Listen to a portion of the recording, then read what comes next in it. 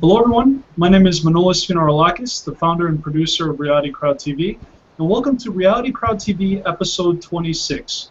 Crowdfunding has a magazine, and that magazine is CrowdFoundme.com. We have a wonderful show today, and we're very excited for our guests. But before we begin the actual broadcast, I would just like to go through some housekeeping notes. If you follow the circle of Reality Crowd TV, you'll be able to ask a question using the Q&A application that is built into our Google Hangout on Air. Additionally, all the information of our guests is in the Google event copy. So if you wanted to go to their website and do some research on our wonderful guests from crowdfoundme.com, all that information is there. Additionally, we're always looking for future guests, and we're always looking for people to help out in the production of our show. So any suggestions, just please go to realitycrowdtv.com and send us a contact form. With that said, again, we have a great show. But before I introduce our featured guests, I'd like to say I'd like to introduce you all to Jessica Sun, the co-founder and CEO of Reality Crowd TV. Hello, everyone. Thank you again for joining us. I hope you enjoy the show. It should be great. Excellent. And so yeah, then we'll introduce our guests. So our first guest is Kamni Gupta, the co-founder of CrowdFoundme.com. And Kamni, please introduce yourself for a moment. Hi, my name is Kamni Gupta. I am, as you said, a co-founder at CrowdFoundme magazine. I have worked with startups since I graduated college. Won't tell you what year, but it's been about 6 years. And yeah, I have an awesome crowdfounder, and check out our magazine. Awesome. And thank you for joining us, Kamni. And so then we also have the co-founder, Frank Spalding of CrowdFunding magazine. And Frank, you've been a guest on our show a number of times on our crowdfunding office hours. But thank you for joining us as a featured guest. And introduce yourself, please. Howdy, Manolis and everybody else. Thank you for having us. It's definitely appreciated. My name is Frank Spalding, the CEO and co-founder of CrowdFoundme magazine. Yeah, I think Kamni said it all. It's we're here to help people and have some fun with crowdfunding, and it's your crowdfunding office hours are a great thing also. So it's good to be able to get out there and help people. Excellent.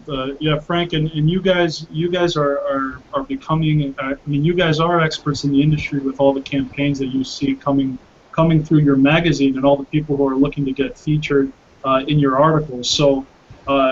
You guys see it from a different angle, so the resources you provide on your site are top-notch.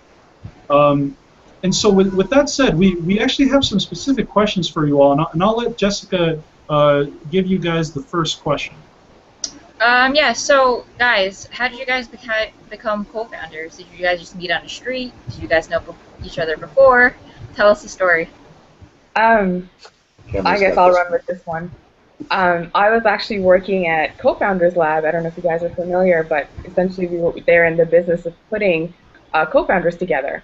And while I was there, it was kind of dawning on me that, I have been working with startups for so long since I got out of college, and I'm supposed to be becoming a lawyer, but I keep working for startups, and I should probably start one of my own. Amidst all that, I found out that I'll be moving to Florida with my husband. And I happened to have a profile on Co-Founders Lab for work, and I ended up meeting Frank, and he was starting CrowdFoundme, and that's how we met each other. Oh wow, so you guys just found each other online and then just kicked it off? You had a couple conversations and you had the same vision and you were like, oh, let's do this. Yep, crowdfounder dating. We're the picture perfect for it. Very nice. I mean, it really does take a lot of conversations, because selecting a co-founder is obviously a very important decision. And I guess let me ask Frank that question, because Frank, what did you see in Kamni that you said, you know what, she would be a great co-founder? Good question, Manolis. Basically, she found me, like she said, on Co-Founders Lab, and all of a sudden the email appears out of nowheres, which I found interesting because I hadn't heard any communication from anybody else on that site that I'd attempted to communicate with. So she mentioned that she was going to be down here while they were looking at a house shortly, and we sat down outside of a Starbucks and talked for like 3 hours, and by the end I pretty much made the decision. Wow. It's, if you were to look at it from a dating point of view, I was willing to continue forward and go on to the dinner part, as opposed to start off with drinks and then if you like the person, hey, let's go to dinner. So just said, yeah, we're family, and I'd pretty much made up my mind at that point. I've always kind of got the decision kind of got. That is awesome. That is really great, and so then to keep it on you too, Frank. So obviously your magazine is covering the crowdfunding industry, and our show's about crowdfunding. What about the crowdfunding industry got you excited? Why did you say that this is the time to create a startup in this industry that helps people really get educated on it? So why crowdfunding? Actually, I was just looking to put together a website and forum and some educational services on finding co-founders, and that's kind of why I was checking out Co-Founders Lab, was to steal ideas. In the process of meeting Cammy and talking and discussing, we started looking into funding that campaign, that process, and it just came down to there was no one resource that provided all the information for how to crowdfund pretty much anything. There was a bit here, and hey, but wait, there's more for a fee. And here there's a little bit more, but wait, there's more for a fee. So everywhere we looked, that was the issue. So it came down to let's put together a resource where we can give all that information for free. And secondly, the magazine just seemed to be a logical conclusion for the method to carry that out. Excellent. If that makes any sense. No, it does. It makes a lot of sense. It is a great resource. And Cammy, what got you excited about crowdfunding? Essentially, that was it. I mean, startups usually come out of a need that you find is not met, and that's what happened with us. Between my moving, us discussing, doing a startup together, we started looking at resources to fund the original idea we had, and this is where we ended up. There was no resource that we were looking for that could give us all the resources for free and teach us how to do things. I mean, with the crowdfunding industry, one of the main concerns right now is all the investors that are going to come in, that they don't essentially know what they're doing. They're not educated on it. And I mean, we've got the potato salad going on right now as a perfect example. It's just, it's funds that are going to get otherwise wasted when if they were informed and empowered, they could use it wisely and make someone's dream come true. And essentially that's what we're here to do. We're here to empower you and educate you and help you in your journey and help you help others as well. Wonderful. Just to kind of tail onto that real quick, as annoying as this potato salad thing is, this is actually helping our industry a lot as far as crowdfunding. There are a lot of people probably supporting this who are being introduced to crowdfunding who have never heard of it before as a result of all the media attention that it's gathering, that are probably investing for the first time and starting to look at these sites and look at Kickstarter like, oh my God. So it's, it's kind of a double-edged sword. It's dumb, kind of just an opinion thing there, but and his marketing luck is just crazy, but it's also opening a lot of people's eyes who previously had not heard of crowdfunding yet. What is it, 1 in 10 people have heard of it? I think you've got numbers, research that you've done. Yes, actually, when we started this journey ourselves about 8 months ago, we went to a Starbucks in Main Street, in Main Street, Connecticut, in New Britain. And we had my GoPro camera, and we went up to just 8 random people, and we asked them a simple question. We said, have you ever heard of crowdfunding? Have you ever heard of Kickstarter?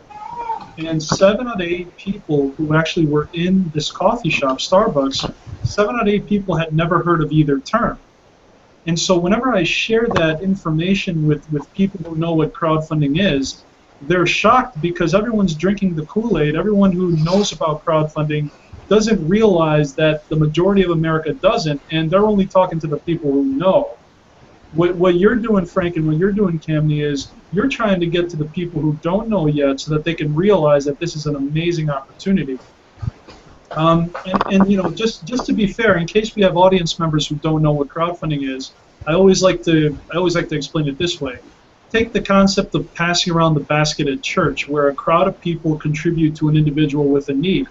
Put that concept online, apply it to things other than charities like small businesses, technology, film, art, and music, and you have crowdfunding. So in a very basic way, that's essentially what's happening is you're turning social capital into actual capital via the internet. And so, you know, yeah. So, so Jess, I think you have the next question. Yep. So you guys covered obviously a lot of different stories about crowdfunding. How do you choose which ones to cover? Because obviously you can't cover them all. Currently, we're getting hit with quite a few interview requests. A lot of it's currently automated, and we let them, we give them specific information that we're looking for, and the people submit the information. For the most part, the majority of them are making it up. As it continues to get stronger and stronger, the number that we're being approached with, we'll either have to fully automate that system, or start going through and looking for the campaigns, which just kind of sucks to say that it's almost a censorship without having to censor it, but the ones that we think have a chance. I don't really like the idea of that, so I would almost probably lean towards automating that process, and we will pick and choose through for the larger campaigns that we think would fit well in the magazine, provided it fits that particular month's theme as we go forward.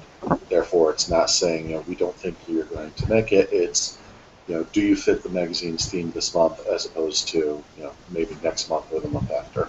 I see. So sometimes can you hold off on a story and then save it for next thing for a prior, like a future? Yeah. Cammy is actually handling a large percentage of that, so she would be a great person to answer that question. Yeah, and essentially that's what we're doing. We're not waiting to get the story. If you have a story or a tip or an original article that you wrote that you want to submit to us, you can. We'll hold off on putting it in the magazine if we deem it good enough, I guess, to go in the magazine. As long as it fits the theme of it, we'll put it in there and we'll let you know.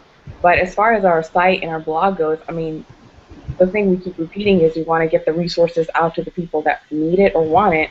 So, I mean, that's why we have the contributor program. We're hiring for interns and, everything. Come one, come all. Bring all your resources. We'll read through it so we can provide it to the people that are actually looking for it. Absolutely. How about a favorite article that you guys wrote or covered? I mean, hands down my favorite, and I know it was recent, it has just been Patch of Land. We enjoyed doing the interview with them. It was so informative. I actually walked away learning so much, and I mean, Frank is the one that conducted the interview. I got to just put it together, so I didn't get to talk to them, but I'll let him comment on that. Actually, an email I got earlier from Adapia Derico, which is the Chief Marketing Officer of Patchland, along with the fact that we'd apparently somehow erred on a URL, so I fixed that pretty quickly. But everyone loves the article, and they're getting a lot of attention and comments as a result of that article, so they're quite happy with it as well. That's awesome. Yeah, the people at Patchland are really great, very gracious people. So good choice, Cammy. Yeah, you did a pretty good interview yourself with them not too long ago, so. Yeah, they're really great people, and actually, Cammy, you mentioned about contributors and interns. That leads me to my next question. Are you currently hiring, and how can people get involved in any capacity with the efforts that you're doing in CrowdFoundme? Okay, so I'll do a quick rundown and I'll let Frank finish that off because we're hiring for sales as well, and that's something he's heading up. But we have our contributor program where we figured, I mean, in school I wrote amazing articles, and I would think, oh, if I got it published one day, that would be great. But that got me thinking that there's so many business students out there. There's the ones that are doing an MBA, the entrepreneurship programs, the journalism, and the marketing students. All of them can be a great asset to the crowdfunding industry. They can research it, write about it, and submit their articles. We can give them a byline. So this is our contributor program. We'll reward them with a byline. We'll give them a reference. And I even went as far as to say that we can work with their school to see if we can give them college credit for those submissions, if that's something that they're interested in. I mean, that gets them published. That gets us, future generations looking at crowdfunding and actually getting an interest in it. So that's one thing we're doing. And the other one is we're actually hiring for editorial interns and that's basically going to be writing articles and researching and going to events with us and covering them and doing interviews. And of course, working closely with me. So, can't beat that, I would say. Absolutely, Jess. I'm renouncing my title as founder. I will talk to you later. No, I'm just Look what you've done, Candy. Frank, did you want to follow up with that? Just any additional on the sales side? Basically, yeah, everything, as Kemi said, we're getting ready to release our first issues of the magazine next month at KickerCon in Houston, Texas, which will be a great conference. And sales is always the lifeblood of a company. We're looking for either just a sales superstar or 2 or 3 sales superstars. And the more sales superstars we have, the larger the magazine and the more the content we can throw in. But honestly, if they're experienced, they know how to sell an ad. They've got experience with the industry. It's not just you can't just have sold just anything and step into ad sales. It's kind of a different beast, as I'm learning very quickly and starting to get out there and reach out. And as I talk to people, they say it's very different than, say, selling cars or selling Amway, and which I did that back in the day too. So it's we're taking in some interviews. We've gotten a couple of resumes, and we'll see where that goes. But we're also willing to put together affiliate programs for anybody that's willing to send potential advertisers our way. Very cool. Jess, you have the next question. Yeah, sure. So where do you guys see crowdfunding going in the next, say, 5 to 10 years? I guess we'll start with Kemi. Ladies first. Ladies first. To be honest, I've been giving that a lot of thought. I just did a LinkedIn article on what is crowdfunding, given that a lot of people don't understand it. And then I went into the pros and cons, and then I broke down an infographic that's out there by Business Profiles about the future of crowdfunding and how equity crowdfunding is going to be the next big thing, the niche platforms. And honestly, I can say that it's going to exist and it's going to evolve, but I can't speak to in what fashion, because there's platforms that are crowdfunding on their own platforms. The rules are still changing. So I know it'll exist, I just don't know in what form. And I'll let Frank continue that. Thanks, Kemi. It's kind of a loaded question. A lot of the answer to that question is dependent upon what the SEC does here in the immediate future. You've got a lot of states some states have their interstate laws that allow crowdfunding. Some are allowing equity crowdfunding. Some are just rewards crowdfunding. Some are operating on Regulation A. Some are operating on old 506B, 506 rules. Sorry, I've got a little 6-year-old sneaking up on me right now. So it's there's Regulation A out there. There's Regulation E Plus that's on the horizon. If that gets passed in its current form, crowdfunding, especially equity crowdfunding, is going to be I think the next wild west. Truly. Companies will have just the option. It's what, $50 million that they can go for. That is life-changing money for a small business that's trying to start up. Versus some of a lot of the limitations that are there right now. So I think a lot of that, just like the Jobs Act and your campaign that a lot of people are supporting, or the campaign that we're supporting, also release the rules. The current suggested rules are going to make even just Title III so restrictive that it may not be the game changer that they were hoping it would be. So it's all dependent upon what the SEC does. If they get out of the way, they release the rules, they relax things, we get Regulation A Plus the way it is currently, then the world is going to change, becoming a much better place, and everybody is going to have the ability to get out there and invest. If they don't change, or if they do change the rules, they make it strictly accredited investors, it's more of what we already have now, which that's why we're trying to change things.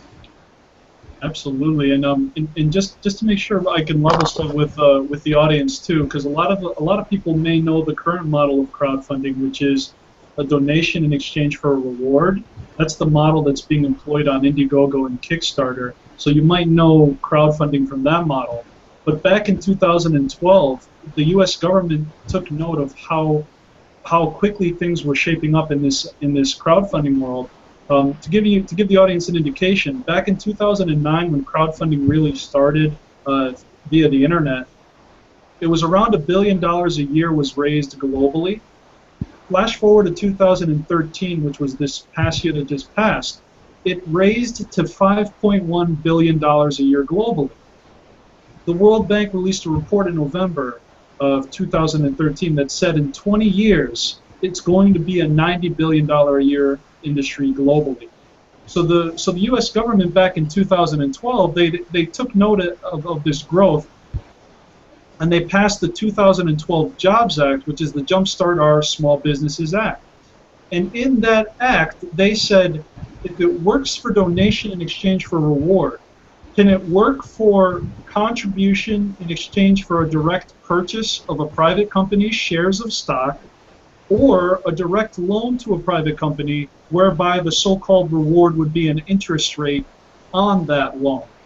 And so what Frank said was so important, because right now the SEC, the Securities and Exchange Commission, which is regulating this new law, has been stalling the rules for a very long time, and Frank is part of the movement of the Release the Rules movement. So anyone watching, go on Twitter and use the hashtag Release the Rules and say SEC, hashtag Release the Rules.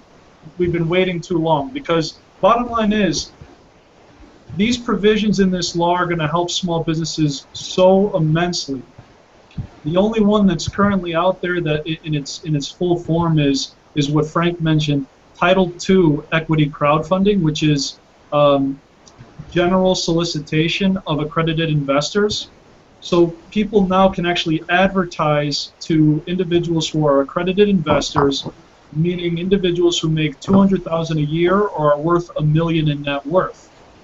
Previously, that was not available in our U.S. government to allow people to advertise a private company for investment to an accredited investor unless you had a personal relationship with them. So now that opened up to general solicitation of accredited investors. And additionally, the other one that Frank mentioned was the unaccredited investor crowdfunding, which is even more revolutionary. The government said, you know, since the Great Depression, 1933, when we made these rules, only individuals who are wealthy could invest in private companies, because they said people lost their shirts in the Great Depression. So we want to make sure that the people who can't afford to lose an income are not allowed to invest in these assets. But the internet came along.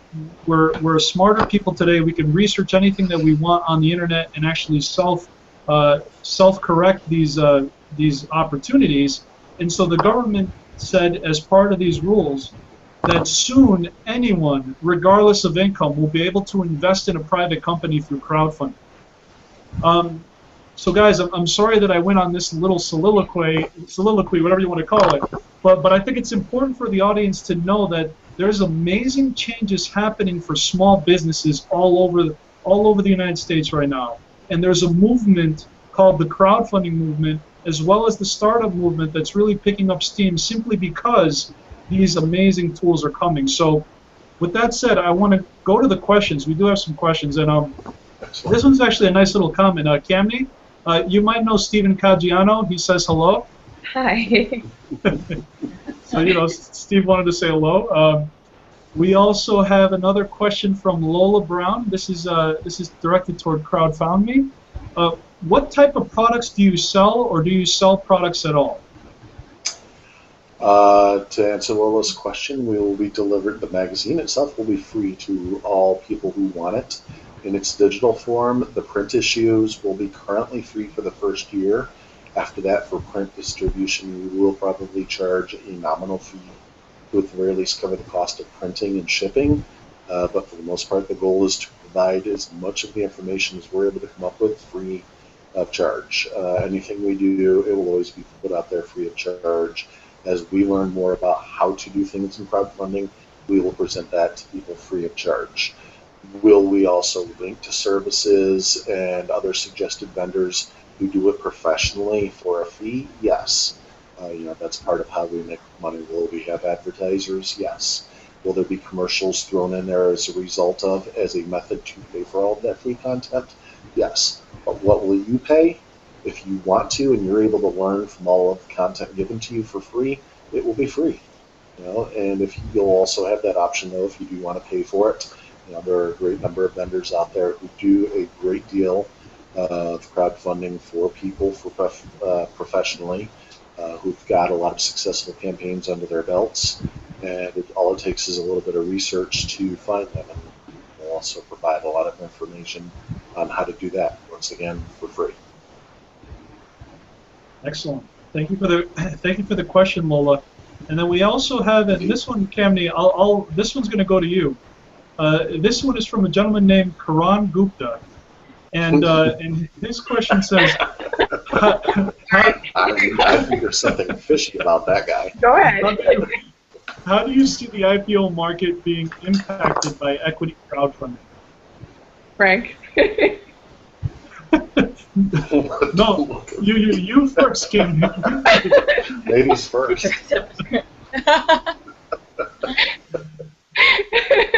You know what? We'll come back, Frank. You first. Yeah. Sure thing.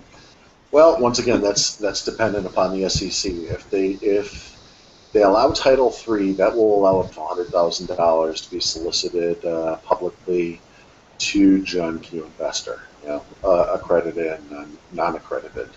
But the issue there with Title III is it could still cost upwards of $30,000 to run a campaign.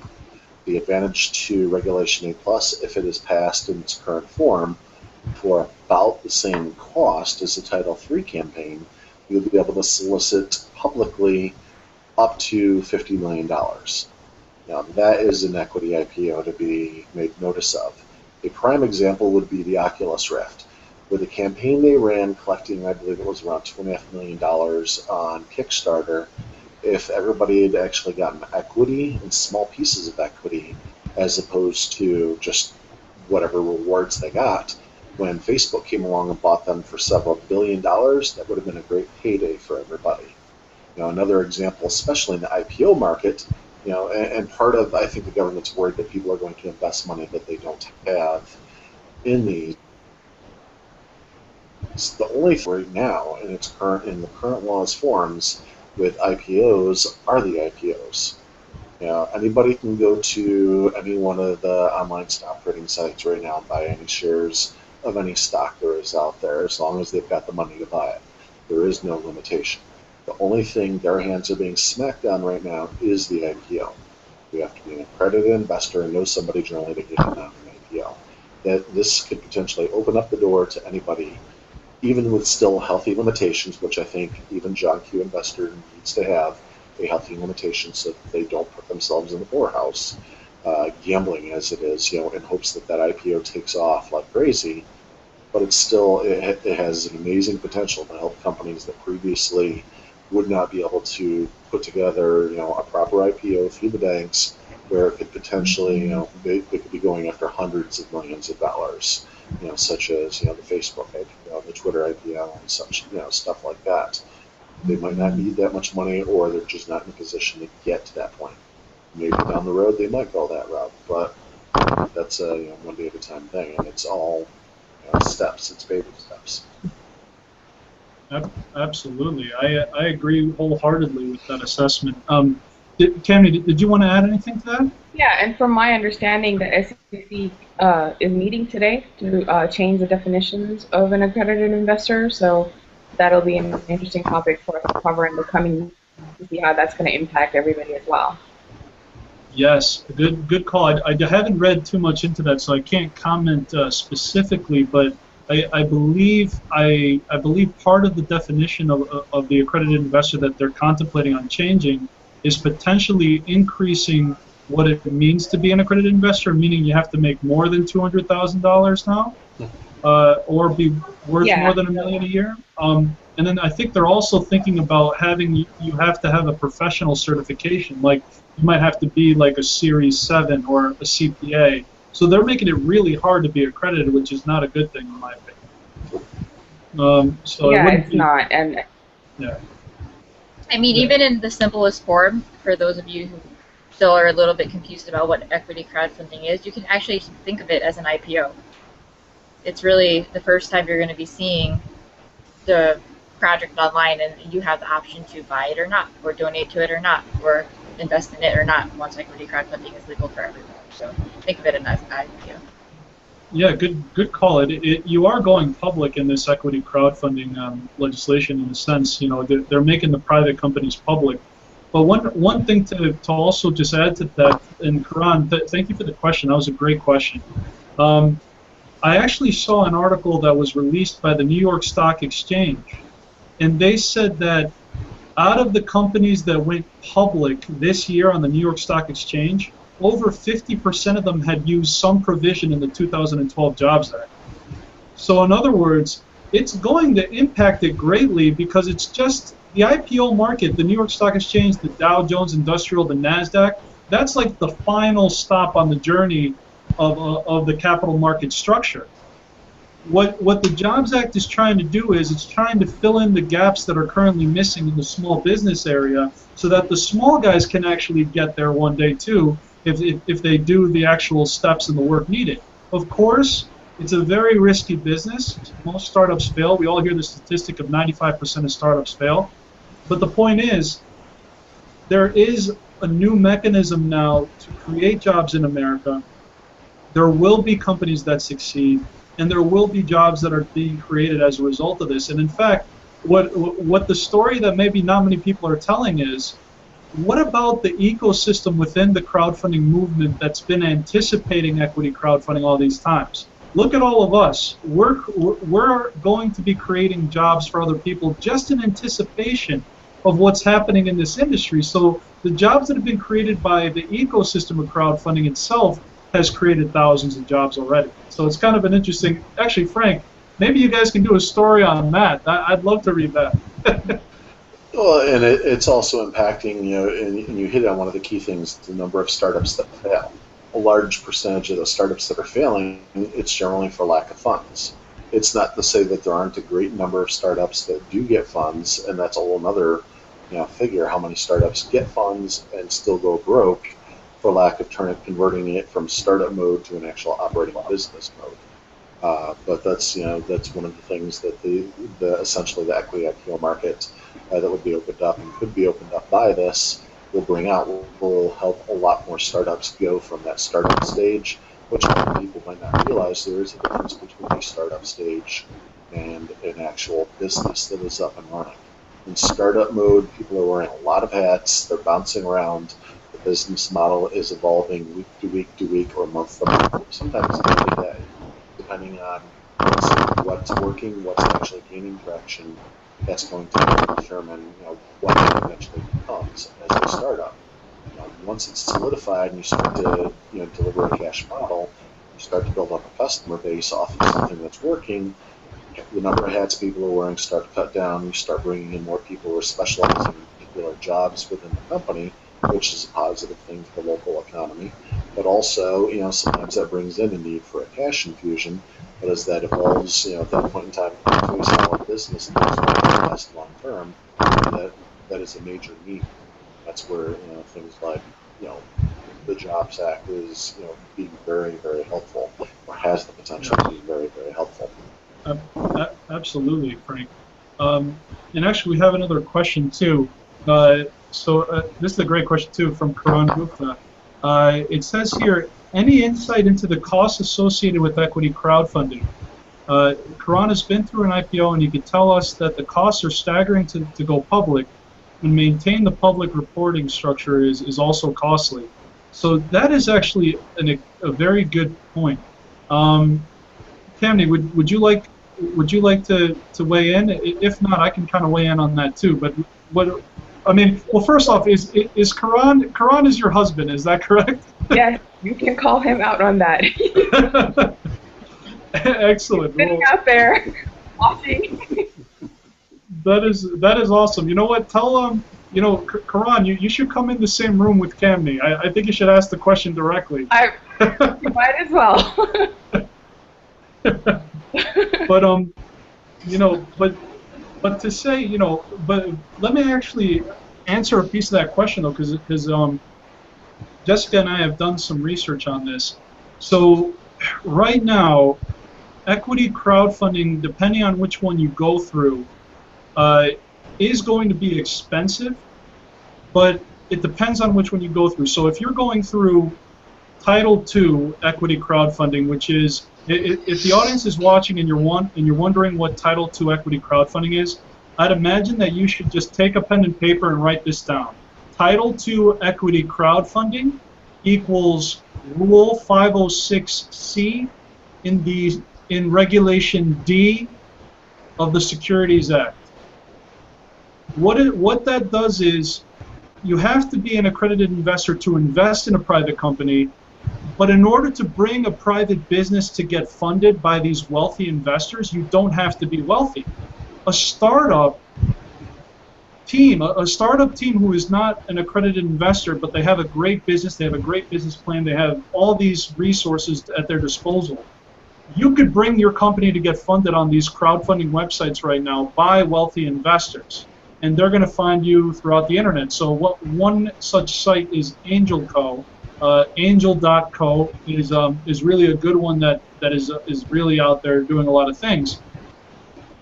But the costs on that is dependent on how the equity platform does it, because some of these platforms build a fund structure into their mechanism where, let's say a startup wants to raise $5 million, the crowdfunding website's in the middle, they create this fund as part of their services where they handle all the reporting, and then all the investors who invest in the startup, they go through the middle, which is the crowdfunding platform, and the fund is what aggregates all the investors in the middle, and any income that's earned from the startup is paid to the fund. The fund distributes out the returns, and the fund also does all the reporting.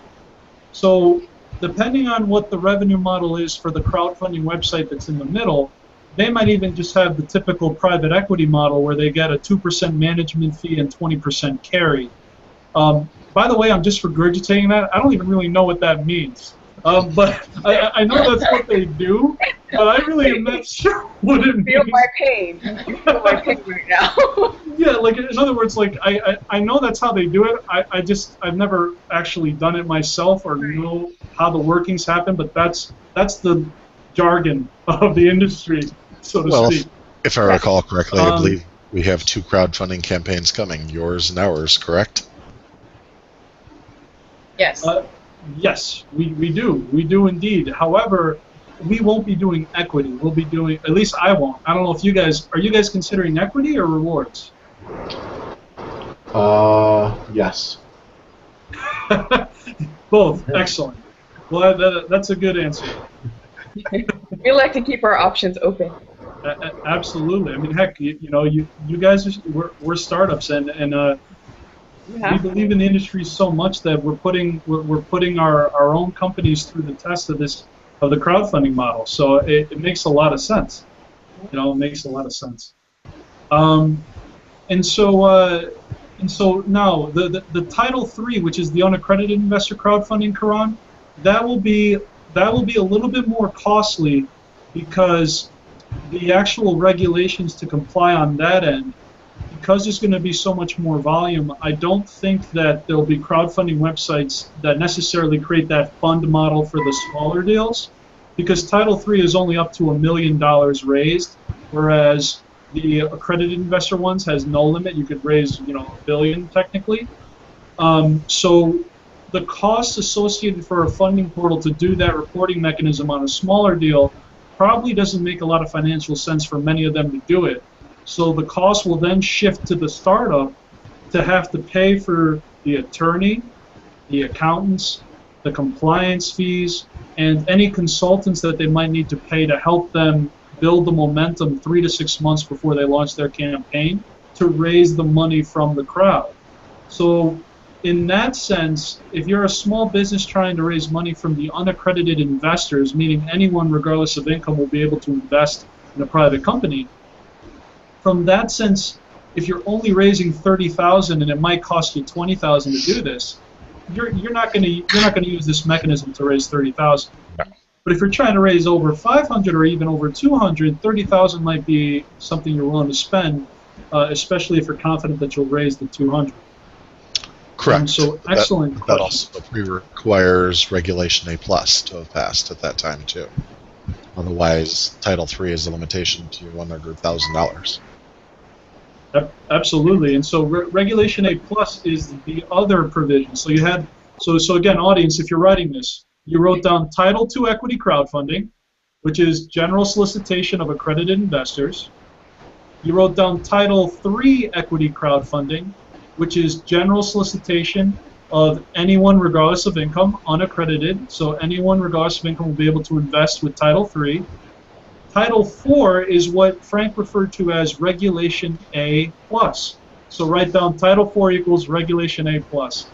And in that model, it is mixing both accredited and unaccredited investors to invest together in the same offering, but instead of the limit of $5 million, it is raising the limit to $50 million for unaccredited investors. So instead of the $1 million limit of Title III, Title IV could potentially allow $50 million to be raised from anyone regardless of income, which is truly an exciting regulation. So did I say everything accurately there, Frank? I believe so. Excellent. Well, I apologize. I seem to be having serious microphone issues here also, so if people can't hear me, I'm sorry. Oh, it's quite all right. No worries. We we can hear you for sure. We do hear some feedback, but we can hear you. No worries. I just want to say one thing, though, especially until the laws are actually officially passed, we really can't say how much anything really is going to cost. These are all estimates, so until anything is passed, just keep in mind that things can really just change. So. Yes. So that Jessica just wrote the forward-looking statements of our management disclosure and analysis. This joke, but. So yeah, so exactly, and the wonderful thing about what's happening too is there's a concerted effort by some people in the industry to try to scare people away from certain crowdfunding laws. So some people are overblowing the costs and overblowing a lot of what's happening simply because they have a vested interest in having people just use one type of crowdfunding over another. And so what I see is, although the costs will be high for most people, over time, just like the plasma TVs came out and they cost $5,000 and now they're down to like $1,000 or whatever they are, technology will increase to a level where the cost of compliance will be driven down by companies that say, this is a major problem, and what's the purpose of a business? To solve a problem, and they'll solve it by making it cheaper to comply. So I personally am optimistic that eventually, it may take a year or two, who knows how long it'll take, eventually this will be affordable for most people. So yeah, I agree with that. So Frank, I also think this might be a good time for us to kind of discuss a little bit of a strategic partnership that we're entering into. So Reality Crowd TV and CrowdFoundme magazine are looking to enter into a strategic partnership, and I'll let Frank introduce that to the audience. Yes, excellent. We're here to take over the world. Here, let me try this microphone and see if it works better. I'm sorry, I can't hear myself. This one. Okay, this setting. Okay, so basically, yeah. Oops, that's scary. And Frank, make sure you keep it very sturdy too, because whenever it moves, we can hear a lot of background noise. Yeah, I have no idea which one's picking it up. That's the problem. Better. I have 3 of them. Yeah, okay, good. That's better right now. Whatever you do when you do that. Okay, perfect. I'll just sit here and keep doing this. So yeah, as Manolis said, we're starting a crowdfunding pitch show. It will be a joint venture between Reality Crowd TV and CrowdFoundme magazine. It's kind of an offshoot of an idea that we had while we were at all met up at One Spark. We decided to start interviewing people and having them give their pitch. And we wanted to do a contest. It didn't completely work out 100% while we were there at One Spark.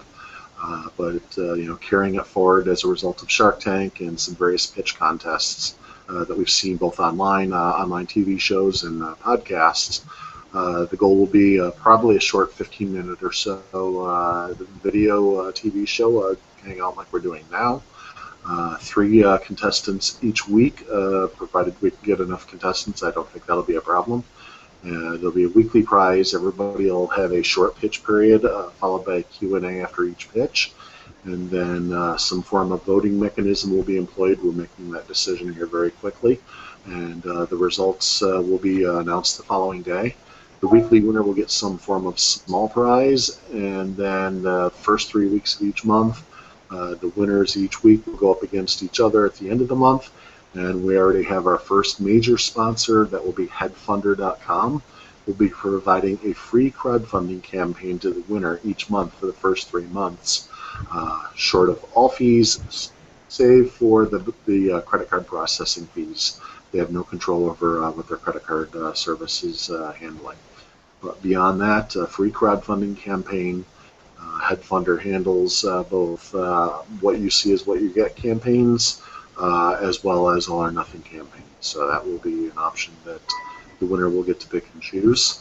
But our goal is to get out there, and we're in the process of this contest. We're also helping people to work on their pitches, better present their pitch, so that when they get out there and try and pitch to real VCs, angels, or the other crowdfunding campaign, that their pitch is prepared and capable of drawing the audience in and getting funded.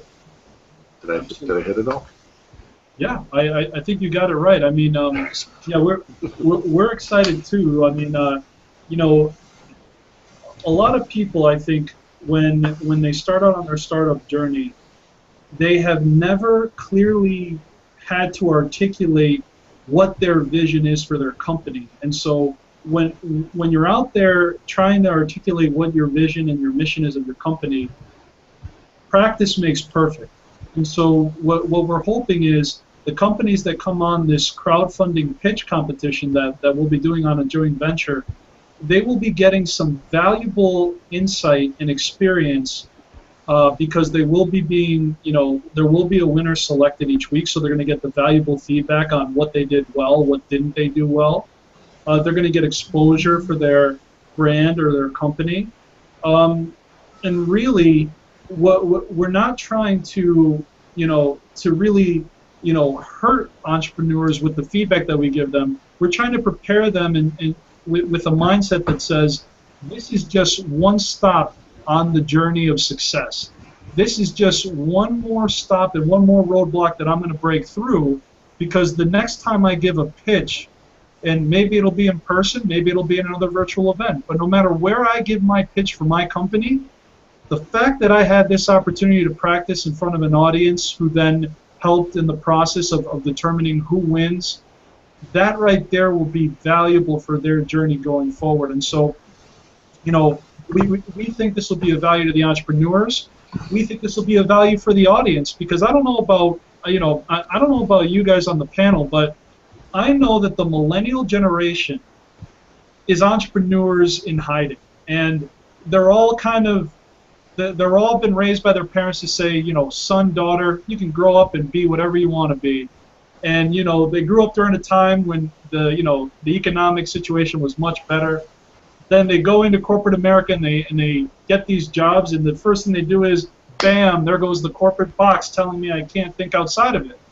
And, you know, that's what's happening in America. So for the audience out there, especially I think the millennial demographic, but not even that, because I see everyone.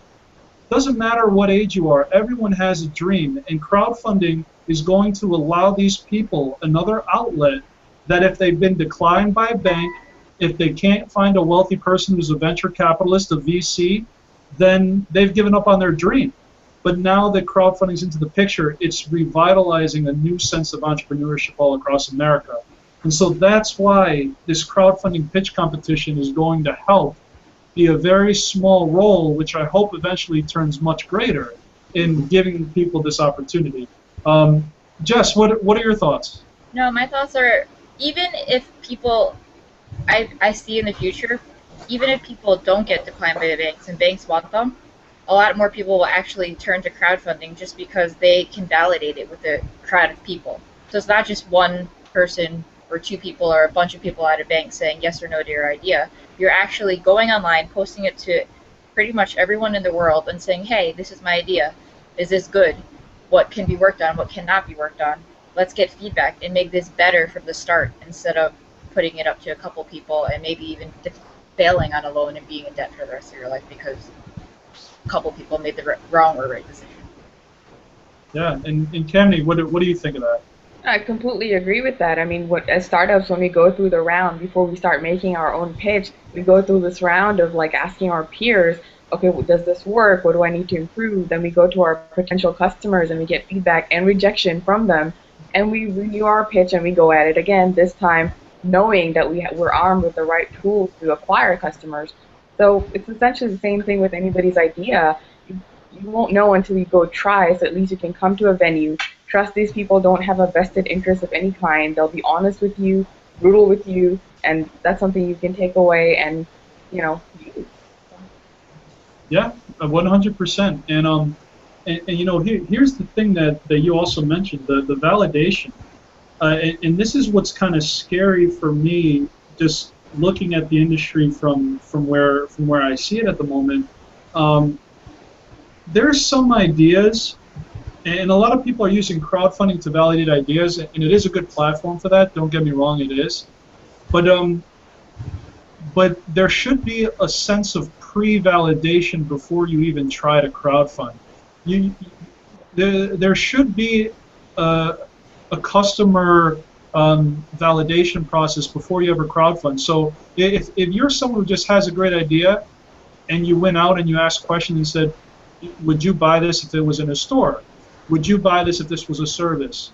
And everyone's telling you, no, I wouldn't, and you're not changing your pitch to try to figure out what would change in order for them to buy it.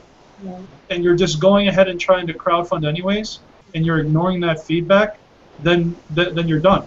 I mean, the point is, people who are in this industry who are going to end up helping people crowdfund, you want to make sure that the people that you go to for help are asking you questions like, is there a market for this? Have you validated that there's a market for this in the first place?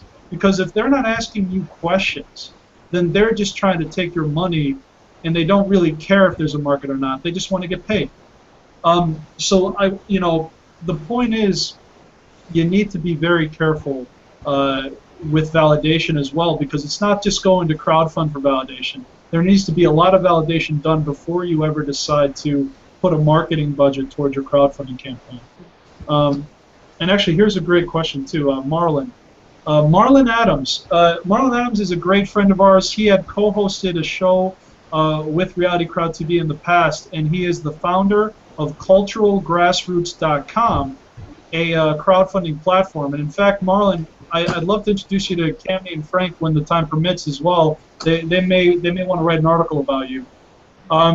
So he asks us, will we be spending to promote the new co-venture? And do you mind if I answer that, guys? Sure. Oh yeah. So initially we will not be spending. We will be using the only resource that we're going to use is our time. So we won't be necessarily spending any cash, but we'll be putting in a lot of time and effort using the tools that we use to build up our own following here and CrowdFoundme, their following through their magazine. We're going to be using those connections, and we're going to really be doing that. In the future, however, what I'm noticing is the content of the pitch competition is going to be so great that eventually all we're going to need is just a way to get a broader audience. So if the content is good and you just increase the audience, that means better value for everyone. So in the future, if we actually earn some sort of return on our time investment, we will be using the majority of those funds, I'd imagine, we'd have to talk about it, to help promote the event so that it not only does it go to a large audience for the venture, but it's good for the entrepreneurs because they're getting more exposure, and then it would be good for the audience, who I personally believe will one day all be entrepreneurs. So everyone watching, you guys are just entrepreneurs in waiting, okay? Don't think you're not. They're entrepreneurs in waiting. I think another good term there would be community equity is what we're using right now. We're going to pull together the communities that we've collectively built and count on them to help reaching out to finding people who want to be a part of this bid show. And as they take part in that and continue to share it amongst their community, which kind of fits in a little bit with the previous comments about, kind of proof of concept. We're going to prove our concept on this pitch show by putting it forward and seeing, the first couple of months. Does it work? Is it working? How is it working? But in that process, we're trying to build up that community. And that's the difference, I think, in a lot of cases between the crowdfunding campaigns that succeed and the crowdfunding campaigns that fail. Regardless of the amount of research and time that you put in, if you don't build up a community around yourself of people that also believe in your product, then odds are you're not going to do so well. It requires a lot of people reaching out or a lot of money reaching out. If you've got the money to reach out and spend a fortune on a campaign, do you really honestly need to do the campaign? A lot of people who are doing crowdfunding aren't in that position. So they spend time building a community amongst themselves. But it's not just about Twitter followers or Instagram followers or followers on any social media platform. It's about getting out there, and I know everybody's said it before, communicating with them on a regular basis, having conversations, becoming a family to a degree, finding out what makes them tick, and just talking about it. It's not always about my project or your project. It's about, hey, how's the kids? If I know that you've got kids. Or, hey, did you get your brakes fixed? You said they were squeaking last time. Whatever the case may be. People like to feel like they're important. If you remember silly little things like that, it may seem inconsequential to you at the time, but you never know what kind of day that person's having when you say something like that to them. So, it's community equity, I think, is what we'll be spending up front to get this built and running. Absolutely, and that's the misconception. What we're doing here, the two of us, the two companies here, we're doing what every small business should be doing. Because how do you compete against the big boys? You have to team up as the small guys. There's been a movement to say support small businesses. I almost want to start a movement. Small businesses support each other. Like, find a way to support each other, because guess what? How can we compete against the big boys if we're trying to compete against ourselves? The big boys are working together. So if the big boys are working together, then the small guys got to work together too. So you know what? Let's start small business movement, support small businesses. That's what we should do. Because bottom line is, there's abundance for everyone. We all got to collaborate, because that's the only way we'll ever have a chance. Is if we're all working together, and that's the spirit of crowdfunding. Collaboration at its best, baby. Yep. So. Well put. Here's another question from Roxanne Davenport. Will you help fund blogs or hangouts by placing ads? Cammy, would you like to answer that one? Or Frank, you can. Go. Well, it kind of counts under, we are selling ad space in the magazine. So, we're open to whatever, submit your ad request. Just contact sales@crowdfoundme.com. We're open to looking at any advertisement as long as it's not illegal, in any way, shape, or form, and moral. Then I don't foresee having a problem with it for the most part. I'd like it to be somewhat specific to the industry. I'm not interested in ads for Fred's House of Massage Therapy or something like that. It's not really pertinent to what we're trying to market. Beyond that, we'll also, we'll share. Tweet us, follow us on Twitter @CrowdFoundme, and if you've got something worthwhile that you want to share, share it and tag us in it. And a lot of times we reshare a lot of things, as long as it's pertinent in some way or fun or useful or let's just have a great day. Frank, I'd like to place an ad of me in my reality Crowd TV swimsuit on your page. Is that okay? Not approved. No co-founders said no. I'm just denied. Okay, Manolis, you're fired. Jessica, you're hired. Oh man. Oh wow, this is another comment by Marlon Adams. This is a small world. Marlon says, hey Manolis, I met James Fierce and he mentioned you. Marlon, it is a small world. James Fierce hosts a show called Get Busy on Google Hangouts, and he's actually an innovation coach as well. And I'm working closely with him because he's a brilliant guy, sees the opportunity in crowdfunding, and we're just trying to collaborate with James Fierce as well. So Marlon, work with James. He's a great guy, and maybe we could all collaborate together because I can't say enough about the guy. All right, so I'm going to give everyone the last word. We're at 9 o'clock, so we're basically out of time, but I'll just give everyone a last word. So we'll go with Frank. We'll start with you. Your last word for the audience?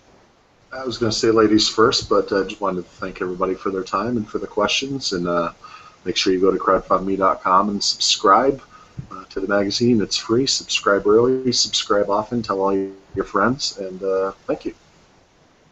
Excellent. And Kamini, last word? Yeah, thank you for having us, guys. Really appreciate it. I mean, we've been working with you guys for a while now, and excited to do the new show with you, and for the audience for their awesome questions, and my husband as well. And of course, you know, anything you guys want to submit, or if you have an article you wrote about crowdfunding, or if you even have questions, just, you know, go to our website and info@crowdfoundme.com. Shoot us a question. We also are crowdsourcing our frequently asked questions, so if you have a question, leave it there, and we'll get you an answer, or somebody else will. But really, we're just here to help. So, you know, help us by helping yourself. Come to us for a resource, and we'll help you. Excellent. And Jessica? Thank you, Frank and Kamini, definitely for joining us. It's been a pleasure. Definitely a fun show. And to the audience, I hope you guys are excited about the Crowdfund Pitch Show. So definitely 100% contact us. Let us know about your project, and we would definitely want you on the next Crowdfund Pitch Show. August 7th, I think. I forgot to mention that. Yes. Good call, Frank. Yes, the crowdfunding pitch show is going to be August 7th, likely at 8 p.m. Eastern Time, just like all the other shows. And we'll be working out the logistics shortly, but we'll be able to send you all the invitations just like many of you received today. So, you know, thank you all again for watching. Audience viewers, by the way, we have not been less than 7 viewers, and at most we were 12 live. And all 7 has stayed on for the full hour. So that means thank you for telling us that we're doing a good job and we're not boring. So thank you so much. And I just want to say, you know, I'll end it like I end every show. Thank you for joining us. Until next time, dream it, believe it, achieve it. Have a good night, everybody. Thank you.